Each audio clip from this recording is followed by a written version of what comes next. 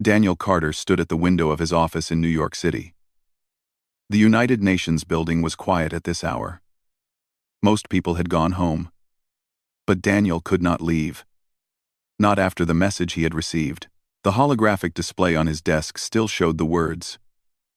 The Galactic Council requested his presence. Not invited. Requested. In 40 years of contact with alien species, no human had ever been called before the full council. Daniel was 52 years old. He had gray hair at his temples and lines on his face from years of difficult work. Before becoming Earth's ambassador to the galactic community, he had been a teacher. He taught history to young students. He believed that understanding the past helped people make better choices in the future. Now he wondered if the past was about to repeat itself in the worst way. The door opened behind him. Laura Bennett walked in without knocking. She never knocked. After 15 years of working together, she did not need to. Laura was 10 years younger than Daniel. She had short brown hair and sharp eyes that missed nothing. Before joining the diplomatic corps, she had worked in military intelligence. She knew how to find secrets and how to keep them. "You saw the message," she said. It was not a question. "I saw it." Laura sat down across from his desk. "I have been making calls all night. Reaching out to every contact I have in the galactic community. The news is not good." Daniel turned from the window. "Tell me." "The Council has been debating humanity's status for 6 months. 3 factions have formed." Laura held up 3 fingers. "The first faction wants humanity designated as a protected species. That means we become permanent dependents. No independent military. No expansion beyond our solar system. No foreign policy without Council approval. For at least 500 years. Daniel felt cold. "And the second faction?" They want provisional membership. We would have some rights, but heavy restrictions. Better than protection. But not by much." "The third?" Laura shook her head. "A small group who believe we deserve full membership. Maybe 30 species out of 217. They do not have the votes." Daniel sat down heavily in his chair. "So the Council is going to decide our fate. And they are going to decide it without asking us what we want. The center of the faters of one. They are Badadu." "It gets worse," Laura said. "My sources say the vote is essentially finished. The protected species designation has enough support to pass. This summons is not a negotiation, Daniel. It is a sentencing hearing. They are going to tell us what they have decided." For a long moment, Daniel said nothing. He thought about Earth. 8 billion people going about their lives. Working, loving, dreaming of the future. None of them knew that powerful beings in a distant station were about to take their future away. "When do we leave?" he asked. "Tomorrow morning. A council transport is already waiting in orbit." Daniel nodded slowly. "I want Kevin Park on our team." Laura raised an eyebrow. "The new attaché? He has only been with us for 3 months. He is smart and he sees things fresh. We need someone who has not been beaten down by 40 years of galactic politics." Laura did not argue. She trusted Daniel's judgment. "I will tell him to pack." The next morning, Daniel stood in the transport bay of the orbital station above Earth. Kevin Park stood beside him, looking nervous. The young man was 28 years old, with black hair and eager eyes. He had studied alien languages at university and dreamed of representing humanity among the stars. Now he was about to see the reality of that dream. The Council transport ship was waiting for them. It was beautiful in a cold way. Smooth silver metal that seemed to flow like water. No windows. The aliens who built it did not think humans needed to see where they were going.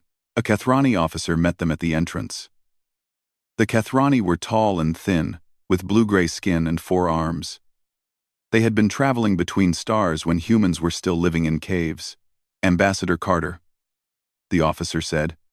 His voice was polite but distant. "Welcome aboard. Your quarters are prepared." Thank you," Daniel said. The journey took 3 days. Daniel spent most of that time in his small cabin, thinking. Laura brought him reports and intelligence updates. Kevin asked questions about everything, trying to understand the political situation they were walking into. On the second night, Daniel called them both to his cabin. "I need you to understand something," he said. "The Council does not see us as equals. They see us as children. Dangerous children who might hurt ourselves or others if we are not controlled." Kevin frowned. "But we have accomplished so much. We cured diseases. We built cities. We reached for the stars. We also fought 2 world wars," Daniel said quietly. "We built nuclear weapons. We nearly destroyed our own planet with pollution. The Council knows all of this. They have been watching us for centuries." Laura crossed her arms. "So what do we do? Accept whatever they decide?" Daniel looked at her for a long moment. "No. But I do not know yet what the alternative is. I need to see the Council. I need to understand what we are truly facing." On the third day, the transport arrived at the Council station. Daniel had seen pictures, he had watched videos, but nothing prepared him for the reality. The station was the size of a small moon. It hung in space like a great silver flower, with hundreds of sections reaching out in all directions. Ships of every shape and size moved around it, like insects around a hive. Lights blinked in thousands of windows where beings from across the galaxy lived and worked. This was the center of galactic civilization. This was where the powerful decided the fate of the weak. Kevin stared through the small window in the transport's observation room. "It is beautiful," he whispered. "It is," Daniel agreed. "And somewhere in there, 217 species are waiting to tell us that we are not ready to control our own destiny." Laura put her hand on his shoulder. "What are you going to do?" Daniel watched the station grow larger as they approached. Somewhere inside, the High Arbiter and the Council waited. They had already decided what humanity deserved.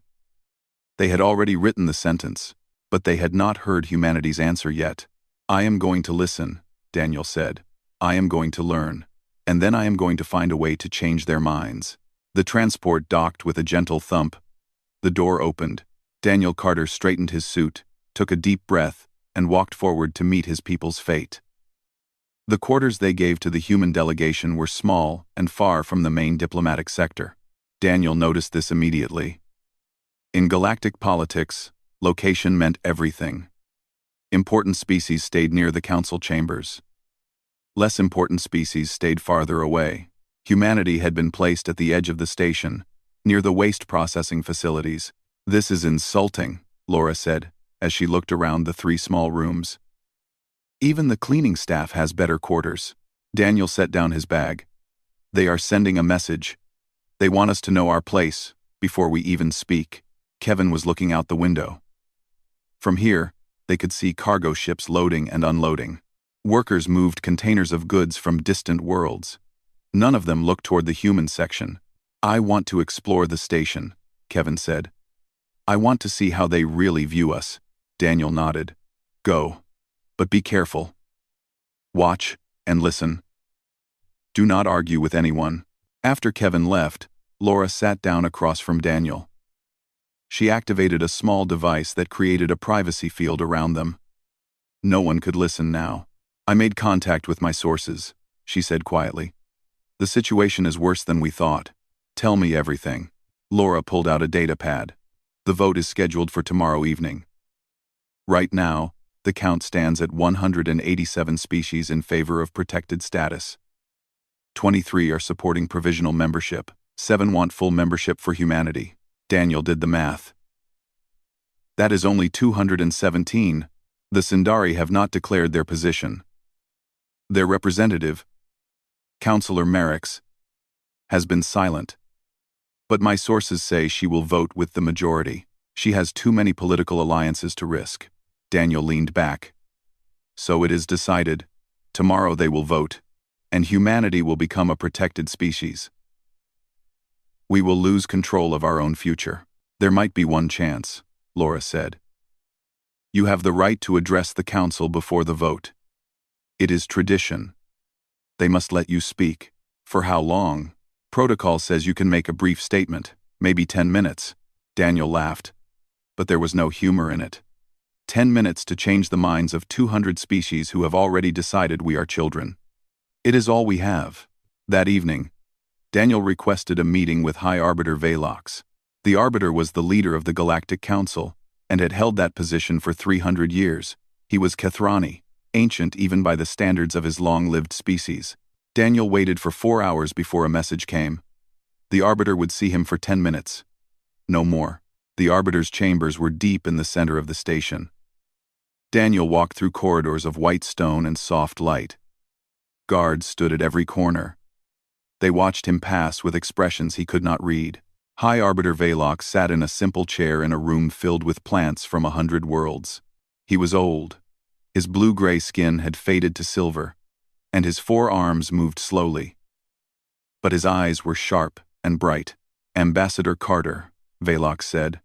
His voice was soft like wind through leaves. "You wished to speak with me. I wanted to understand," Daniel said. "Before tomorrow, I wanted to understand why." Velox gestured for Daniel to sit. "You know the history of your species. The wars, the weapons, the destruction. We have watched humanity for a very long time. We have seen what you do to each other. We have seen what you do to your own world. We have also grown," Daniel said. "We have changed. Have you?"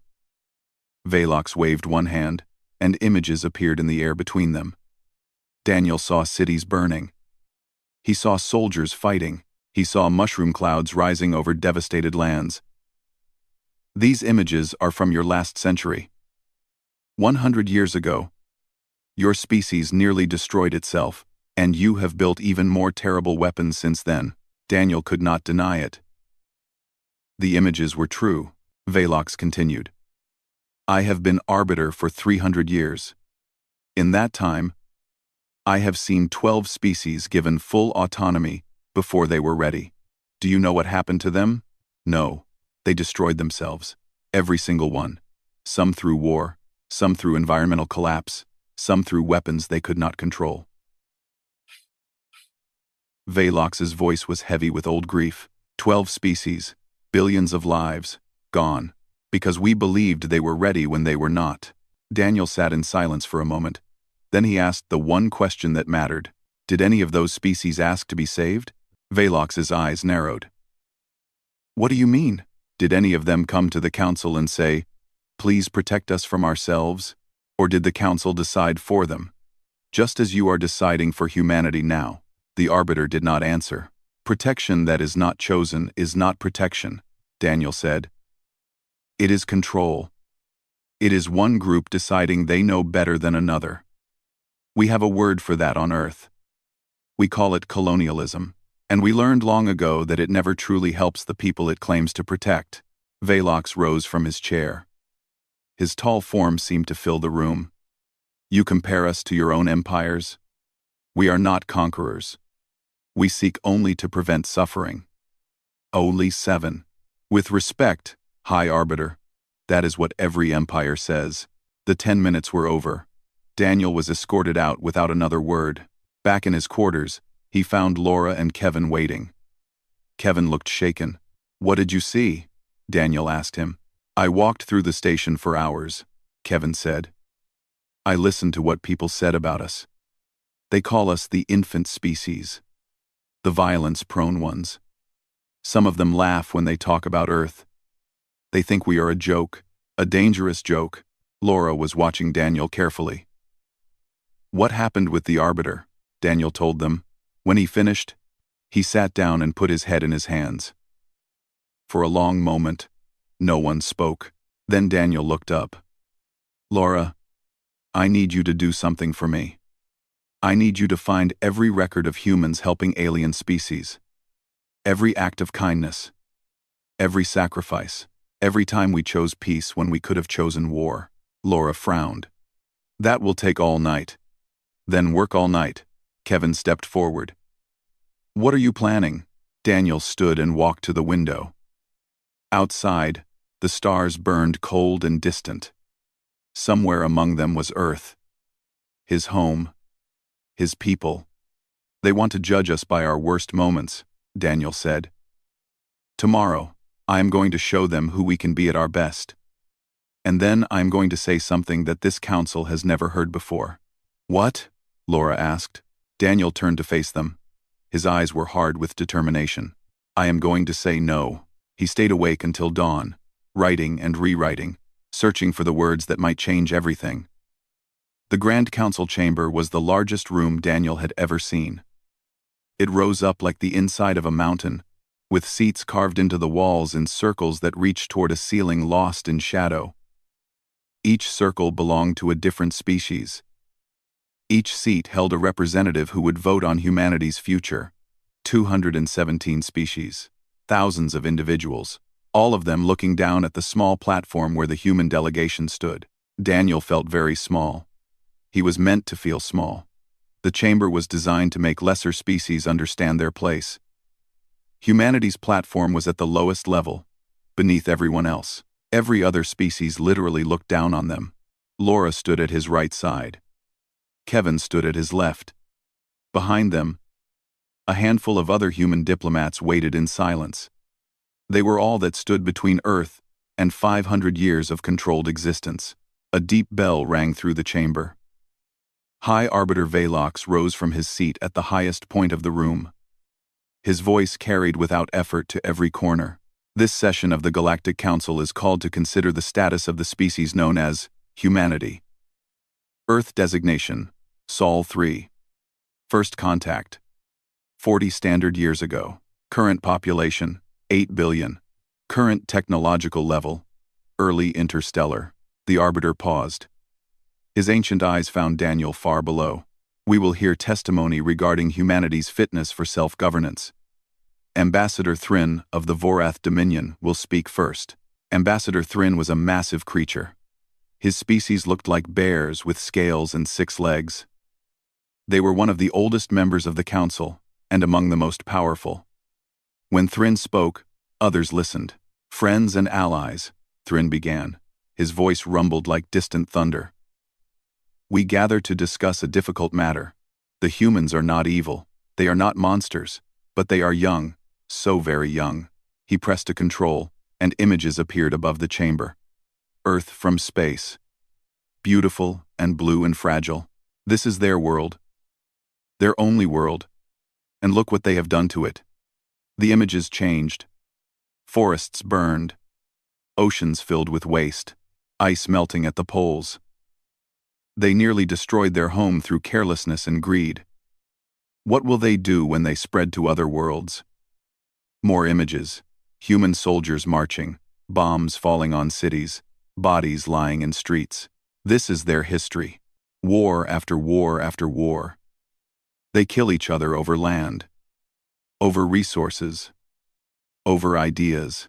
They invented weapons that could destroy their entire species, and they pointed those weapons at each other for 50 years. Thrin's voice softened. "I do not hate humanity. I pity them. They are a child holding a knife, not understanding how sharp the blade is. We must take the knife away, not as punishment, but as compassion." He sat down. Around the chamber, many representatives nodded in agreement. Other speakers followed. Some were kind in their words, some were not. But they all reached the same conclusion. Humanity was too dangerous, too unstable, too young to be trusted with its own future. Daniel listened to every word. He kept his face calm. But inside, he felt the weight of what was happening. These beings had decided his people's fate before he even arrived. The speeches were just ceremony. The votes were already counted. Finally, after hours of testimony, High Arbiter Velox spoke again. "The representative of humanity may now address the council." Daniel stepped forward. The platform felt very small. The chamber felt very large. Thousands of eyes watched him. Most of them had already decided he had nothing worth hearing. He took a deep breath and began. "High Arbiter, members of the council, thank you for allowing me to speak." His voice was calm and clear. Laura had helped him practice until the words came naturally. "I will not lie to you. Everything you have heard today is true." Murmurs rippled through the chamber. They had expected him to argue, to deny, to make excuses. Humanity has done terrible things, We have fought wars that killed millions. We built weapons that could end all life on our world. We poisoned our oceans and burned our forests. We hurt each other in ways that shame me to remember." Daniel paused. The chamber was silent now. Every being watched him. "You are right to be concerned. If I were in your place, looking down at our history, I would be concerned too." He took another breath. "But I did not come here to defend the worst of humanity. I came here to show you something else. Something that does not appear in your reports and your images of war." Daniel pressed a control on his platform. New images appeared above the chamber. "This is Dr. Amy Nelson. 30 years ago, a plague struck the colony world of Vareth Prime. The Vorith people were dying by the thousands. Dr. Nelson was a human physician who volunteered to help. She spent 30 years on that world, treating patients, training doctors, saving lives. She never returned to Earth. She died on Vareth Prime, surrounded by the people she had given her life to serve." The image changed. "These are the crew of the cargo ship Dawn Runner. When the Korvax evacuation went wrong, and thousands of refugees were stranded on a dying world, 17 human ships stayed behind to help. The Dawn Runner was one of them. They made 6 trips through dangerous space, carrying refugees to safety. On the 7th trip, their engine failed.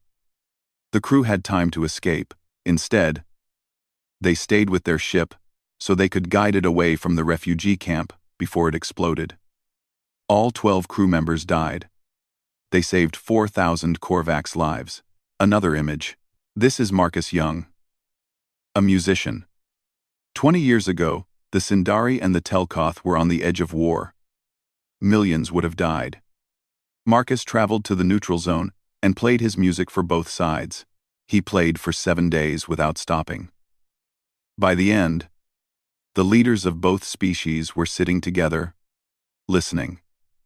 They signed a peace agreement the next morning. Music from Earth stopped a war." Daniel looked around the chamber. "I have 400 more stories like these.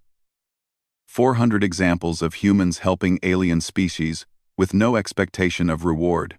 Humans who gave their time, their skills, their lives to make the galaxy a little better." He lowered his voice. "You have judged us by our worst moments.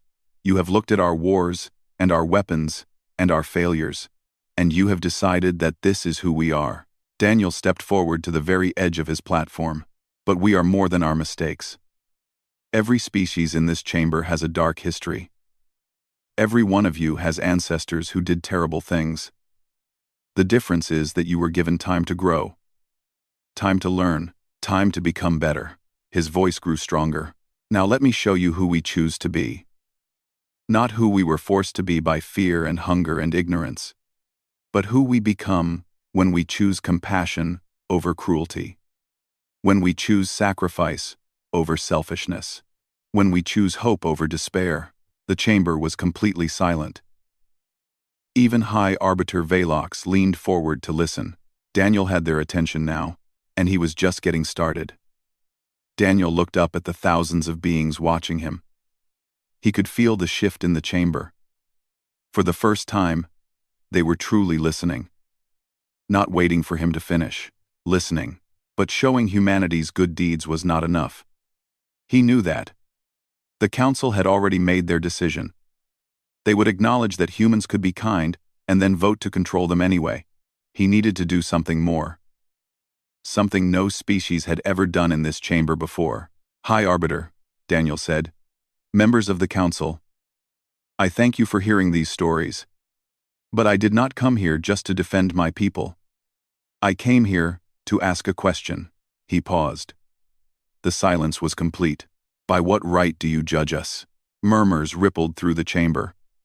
This was not the humble acceptance they expected. The Galactic Council was formed 6,000 years ago by 12 species who agreed to work together. Since then, 205 more species have joined. Each of them chose to join. Each of them signed the founding charter and accepted the Council's authority. Daniel's voice hardened. Humanity never made that choice. 40 years ago, your ships appeared in our sky. You told us we were now part of the galactic community. You told us we were subject to galactic law. No one asked if we agreed. No one asked if we wanted to join. He pointed up at the assembled representatives. You discovered us. You studied us. And now you have decided you know what is best for us. But we never gave you permission to make that decision. High Arbiter Velox's voice cut through the chamber.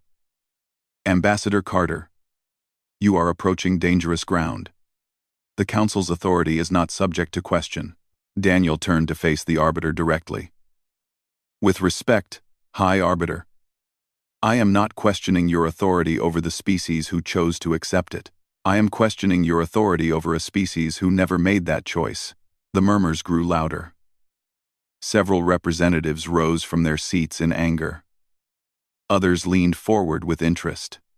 On Earth, Daniel continued, we have long experience with powerful nations deciding the fates of weaker ones. We called it colonialism. We called it empire.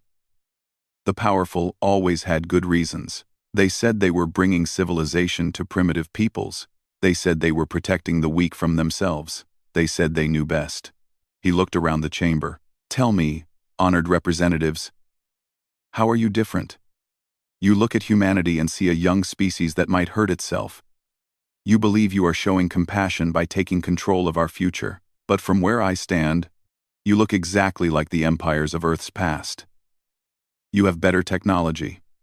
You have better intentions. But you are still deciding the fate of people who never asked for your guidance. Ambassador Thrin rose from his seat. This is offensive. The Council has protected hundreds of species from destruction. We saved civilizations that would have collapsed without our help. Did they ask for that help? Daniel asked. Or did you decide they needed it? Thrin had no answer. Daniel turned back to the full Council. I understand your fear. Humanity is young, and we have done terrible things. You worry that if you let us grow on our own, we will destroy ourselves or threaten others. Maybe you are right. Maybe we will fail. He took a deep breath. But that is our choice to make, not yours. High Arbiter Velox spoke again. His voice was cold. Ambassador Carter, you stand in the most powerful chamber in the galaxy. You have no military to threaten us. No economic power to pressure us. No allies to support you. The vote will proceed, and the protected species designation will pass. Your words change nothing. Daniel nodded slowly. You are right. You have all the power. You can impose any designation you wish. Humanity cannot stop you. He paused. But power is not the same as right. The chamber fell silent again. You can vote to make humanity a protected species. You can restrict our military and our expansion, and our foreign policy. You can control us for 500 years. And we cannot stop you. Daniel's voice dropped low, but it carried to every corner of the chamber. But we will not accept it. Gasps echoed through the room. Before I left Earth, I spoke with every government on our planet. For the first time in human history, all of our nations agreed on one thing. We will not accept a fate we did not choose. If the Council votes to control humanity, we will not recognize that authority. We will forge our own path. We will seek our own alliances. We will take responsibility for our own future, including our own mistakes. High Arbiter Velox rose from his seat. His ancient face showed something Daniel could not read. Was it anger? Respect? Both? You would defy the entire Galactic Council? You would stand alone against 200 species? Daniel met his gaze. If we must. This is madness, Ambassador Thrin shouted. You will have no protection, no trade agreements, no access to shared technology. Your species will struggle for centuries. Perhaps, Daniel said. But we would rather struggle free than prosper in chains. He turned to face the entire council one last time. You may call us reckless. You may call us proud. You may say we are foolish children who do not understand the universe. Maybe you are right about all of those things. Daniel's voice rose until it filled the chamber. But for the first time in 40 years, humanity speaks with one voice, and that voice says this. Now we decide our fate. Not you. Not the council. Not anyone but ourselves. He stepped back. Thank you for listening. The chamber erupted. Species shouted at each other. Representatives stood and pointed. Some were furious at humanity's defiance. Others looked thoughtful. A few even seemed impressed. Kevin leaned close to Daniel. What happens now? Daniel watched the chaos swirl around them. Somewhere up in the higher seats, he saw Counselor Merrick's of the Sindari, watching him with an expression he could not read. Now we find out if anyone in this galaxy still believes in freedom, Daniel said. High Arbiter Velox raised his hands and the chamber slowly fell silent. The vote will proceed as scheduled, he announced. Tomorrow, the Council will decide humanity's status. This session is adjourned. Daniel and his team were escorted out of the chamber. Behind them, 200 species continued to argue about what they had just witnessed. A human had stood in the heart of galactic power and said no. No one knew what would happen next. Daniel did not sleep that night. He sat in his quarters and watched the stars through the small window. Somewhere out there, Earth waited for news. 8 billion people who had put their trust in him. Laura came in just before dawn. Her face was tired, but her eyes were bright. Something is happening, she said. I have been monitoring communications all night. The Council species are arguing. Really arguing. About humanity. About the vote. About what you said. Will it change anything? Daniel asked. I do not know. But you made them think. That is more than anyone expected. The vote was scheduled for midday. Daniel, dressed in his best suit. He straightened his tie and looked at himself in the mirror. Whatever happened today, he had done everything he could. The Grand Council chamber was packed. Even more beings had come to watch than the day before. Word of Daniel's speech had spread across the station. Everyone wanted to see what happened next. High Arbiter Velox called the session to order. His ancient face showed no emotion. The Council will now vote on the status of humanity. The proposal before us is to designate humanity as a protected species under Article 7 of the Founding Charter. This designation would remain in effect for a minimum of 500 standard years. He paused and looked down at Daniel. Ambassador Carter, you made strong statements yesterday. Before we proceed, do you wish to add anything? Daniel stood. Only this. Whatever you decide today, humanity will remember. We will remember who voted to take our freedom, and we will remember who did not. He sat down. Velox nodded. Very well. The vote will proceed. One by one, the representatives announced their votes. The first 50 were all the same. Protected species. Protected species. Protected species. Daniel felt his heart sink with each vote. Laura gripped his arm. After 100 votes, the count was overwhelming. 87 for protection. 13 for provisional membership. 0 for full membership. After 150 votes, it was even worse. 131 for protection. 19 for provisional. Kevin whispered, "It is over." Daniel said nothing. He watched the votes continue. Finally, all 216 votes were counted. The result was exactly as Laura had predicted. 187 species voted for protected status, 23 for provisional membership, 6 for full membership. High Arbiter Velox raised his hand. The vote is decided. By a margin of 187 to 30, the Galactic Council designates humanity as a protected species under Article 7. The chamber was silent. Daniel felt the weight of the moment pressing down on him. 500 years. His children's children would live and die under galactic control. Then a voice spoke. "High Arbiter, I request recognition." Everyone turned. Counselor Merrick's of the Sindari Collective had risen from her seat. She was tall and slender, with silver skin and large dark eyes. The Sindari were ancient and powerful. Their voice carried weight. Velox nodded. "Counselor Merrick's, you may speak." Merrick's looked around the chamber. Then she looked down at Daniel. "Yesterday, I heard a human say something I have not heard in this chamber for 1,000 years. He said no.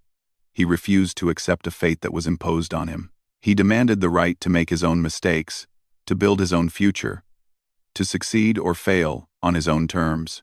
She paused. The Sindari were once where humanity is now.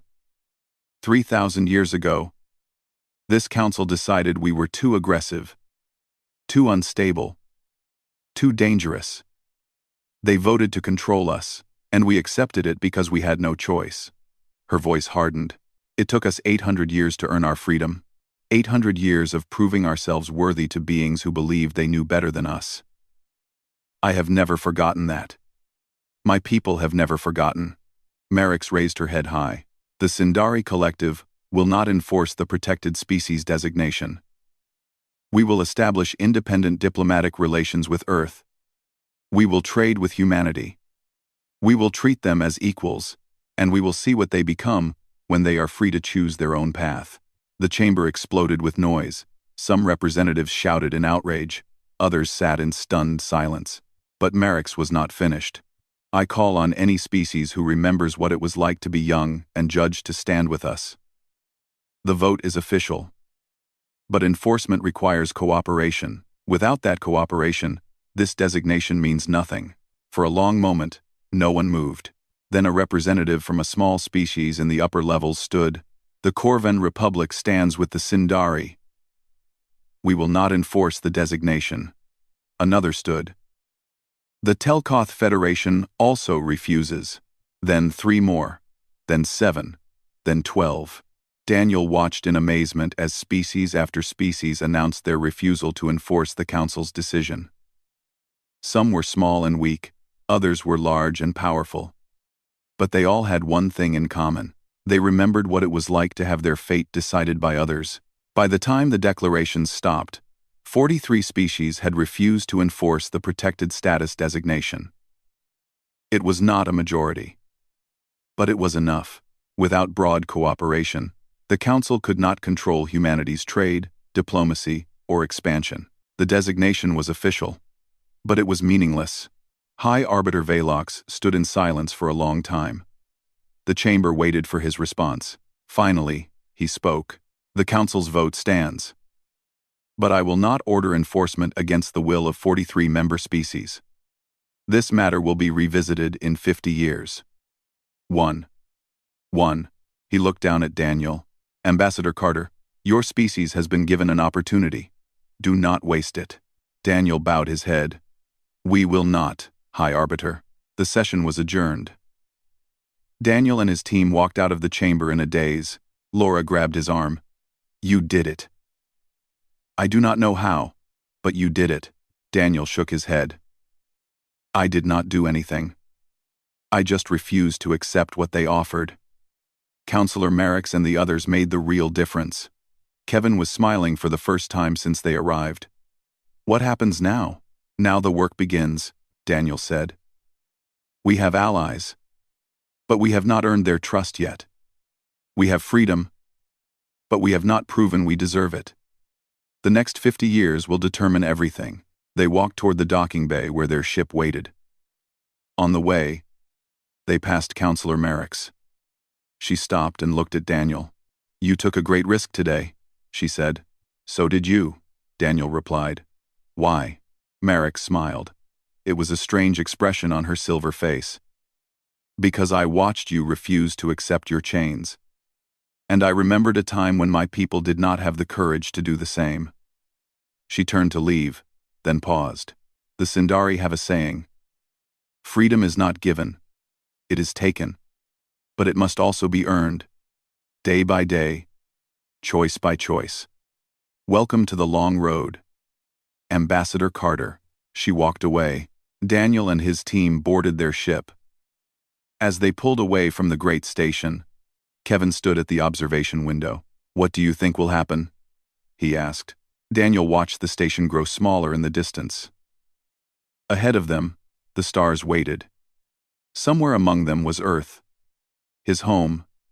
His people. I think we will make mistakes, he said. I think we will struggle. I think some species will hate us, and others will help us. But for the first time, whatever happens will be our choice. Laura came to stand beside him. And if we fail? Daniel put his hand on the window. Beyond it, the universe stretched out forever. Then we fail. But at least we fail free. The ship jumped to faster than light speed, and the stars blurred into light. Humanity's future was waiting, and for the first time, humanity would decide what that future would be.